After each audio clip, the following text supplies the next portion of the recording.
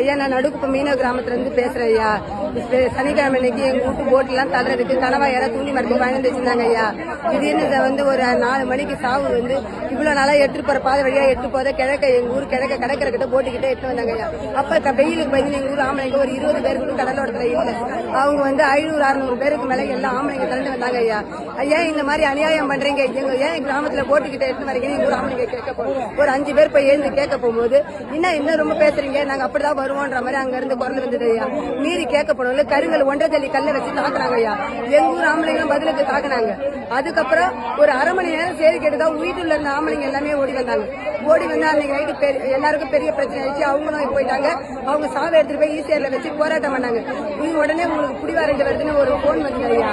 அதுக்கப்புறம் எங்க ஊர் ஆம்பளைங்க யாருமே ஊர்ல இல்லாத எல்லாம் அவங்க வெளிக்கிழமை போயிட்டாங்க. எல்லாம் வெளிக்கிழமை போயிட்டாங்க. முந்தானத்து கடல்ல இறங்கி போராட்டம் பண்ண எங்க ஊர் ஆம்பளைங்க ஊர்ல வரல. கடல்ல இறங்கி போனா 3 பொம்பளைங்களுக்கு தண்ணி மூடி குடிச்சிட்டு நுரையில தண்ணி ஏறி செய்யா. நுரையில தண்ணி ஏறி ஹாஸ்பிட்டல் ஜிஹெச்ல கொண்டு அட்மிட் பண்ணோம். ஆம்புலன்ஸ்ல ஏற்றி ஜிஹெச்ல கொண்டு அட்மிட் பண்ணோம். ஆனா ஜிஹெச்ல அட்மிஷன் சீட்டு கொடுக்கல, எங்களுக்கு டிஸ்சார்ஜ் சீட்டு கொடுக்கல. அதுக்கப்புறம் நேற்று போராட்டம் பண்ற சொல்லிட்டு நேற்று காலையில தூங்கி எழுந்து வெளியே வர நிறைய அளவுக்கு அதிகமான போலீஸும் கல் ஏற்ற வண்டி அமைச்சர் வன்னியரசு அமைச்சர் வன்னியரசு வந்தாருங்க ஐயா. ராத்திரி 10 மணிக்கு சாவு வருது. அவங்க வீட்டுல மறுநாள் அவர் பார்த்தாரு. பார்த்து உங்களுக்காக நான் இருக்கேன், இது நம்ம ஆட்சி, நீங்க பயப்படாதீங்க, நான் உங்களுக்காக உறுதுணையா நான் இருக்கேன், பயப்படாதீங்கன்னு சொல்லிட்டு எங்களை பார்க்கவே இல்லையா. எங்க கோரிக்கை கேட்கல. அந்த பக்கமே வந்து அந்த பக்கமே பேசி எங்ககிட்ட பேசினா அவர் பிரஸ் மீடியா இருதரப்பு வாதத்தையும் கேட்டேன். அவங்க சொன்னதை கேட்டேன். நான் போய் ஆராய்ச்சி பண்ணி சொல்றேன்னு சொல்லிட்டு போனவரு எங்களை பார்க்க முடியல. என்ன நடத்துக்காது, எந்த அரசியல் அதிகாரியும் எங்களை இது வரைக்கும் பார்க்கல. அதனால நாங்க இறங்கி போராட்டம் பண்ண எங்க யாரும் பார்க்கல, கேள்வி கேட்கலன்னு இறங்கி தூக்கிடும் போராட்டம் பண்ண கல்லு மண்ணெல்லாம் வந்து இறங்கின பிறகு தூக்கிடும் போராட்டம் பண்ணுவோம்னு சொன்னோம். எல்லாம் வேலி போறதுக்கு உடனே அவர் வந்துட்டு போன மறுநாள் காலையிலேயே எல்லாம் வேலி போறேன்னு எல்லா பொருளும் வந்து இறங்கி செய்யும். அதனால நாங்க பொம்பளைங்க போராட்டம் பண்ணும்போது ஒரு போலீஸ் அதிகாரி இது எஸ்பி டிஎஸ்பி நீங்க நாய்ங்களா போங்கடி, உங்களுக்கு ஒண்ணுமே தெரியாது, ஏன் அடுத்தவ இடத்துக்கு ஆசைப்படுறீங்க, இது உங்க வீட்டு இடமா, நீங்க கேக்குறீங்க, எப்படி நீங்க கேக்குறீங்க, போங்க, அளவுக்கு அதிகமா ஆசைப்படாதீங்க சார். நான் சொன்னேன் எங்க வீட்டு ஆம்பளைங்க ஊர்ல கிடையாது, அவங்க வந்த பிறகு எதுவா இருந்தாலும் பண்ணி எந்த நடவடிக்கை இருந்தாலும் வந்த பிறகு எல்லாம் உங்க வீட்டு ஆம்பளைங்க கையெழுத்து போட்டு வந்தாச்சு, எதுவா இருந்தாலும் உங்க வீட்டு ஆம்பளைங்களை பேசுறீங்க அப்படின்னு சொல்றாங்க. ஒரு நாள் முடிச்சிடும், பால் வரல, தண்ணி வரல, கரண்ட் கிடையாது, கட் பண்றாங்க.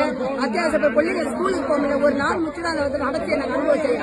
அப்பப்ப கரண்ட் கட்டு எல்லாமே அந்த லைன்ல இருந்தவர் அவங்க ஆளுங்க தான் மேற்க இருக்கிறாங்க. எந்த ஒரு இதுவுமே எங்களுக்கு கிடைக்கல. போலீஸ் அதிகாரி ஆமா சார், யார் எடுத்து கேள்வி கேட்டாங்களோ அத்தனை பொம்பளையும் தாக்குறாங்க சார். சாதாரண பொண்ணுங்க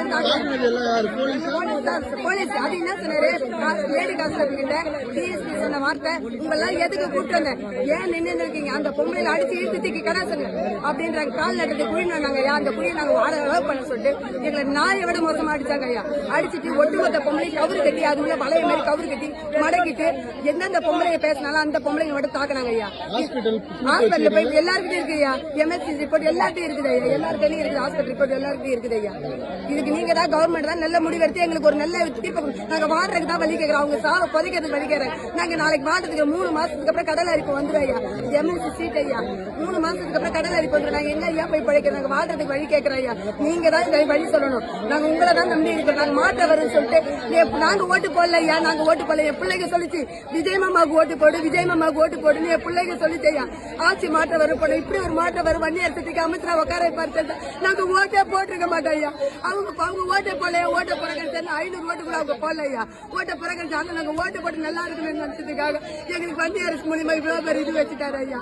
நீங்க தான் ஐயா தீக்கணும். விஜய் கதைய பிள்ளைகளை முகத்துக்காவது பாக்கணும். விஜய் மாமா சொன்ன பிள்ளைங்க முகத்துக்காவது பாக்கணும் ஐயா. ஓட்டு போட சொன்னதுக்கு